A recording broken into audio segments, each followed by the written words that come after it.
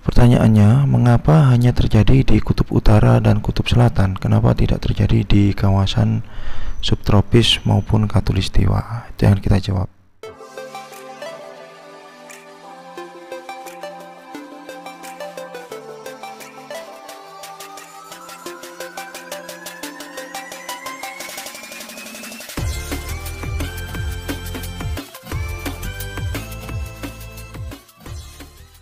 Assalamualaikum warahmatullahi wabarakatuh. Kali ini kita akan membahas tentang fenomena atmosfer aurora. Aurora ini fenomena atmosfer, kemudian berada dan dapat ditemukan di kawasan kutub bumi ya, baik kutub utara maupun kutub selatan. Pertanyaannya, mengapa hanya terjadi di kutub utara dan kutub selatan? Kenapa tidak terjadi di kawasan subtropis maupun khatulistiwa? Itu yang kita jawab.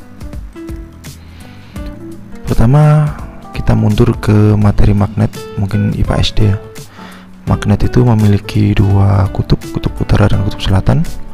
Ketika magnet diletakkan, maka akan menimbulkan area bermedan magnet. Jadi karena utara dan selatan jika tidak sejenis, maka dia akan tarik-menarik. Area medan magnet itu seperti yang digambarkan pada gambar panah itu.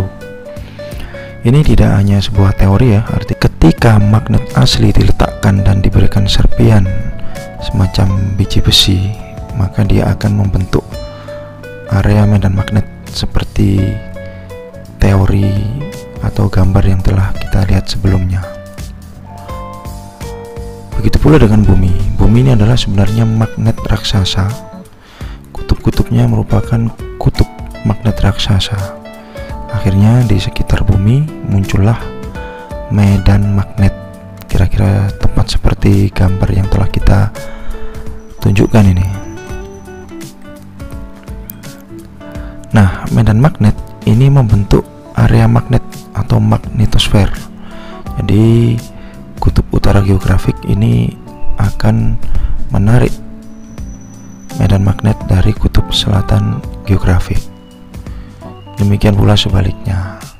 Nah, kemudian lapisan medan magnet ini akan menyelubungi benda angkasa. Jadi magnetosfer itu merupakan lapisan medan magnet yang menyelubungi benda angkasa, salah satunya adalah planet. Apa sebenarnya fungsi magnetosfer ini? Kalau kita bahas, ini berkaitan dengan bagaimana aurora dapat terbentuk di wilayah kutub. Nah, ini gambarnya ya. Jadi angin matahari ini adalah bagian kecil dari badai matahari.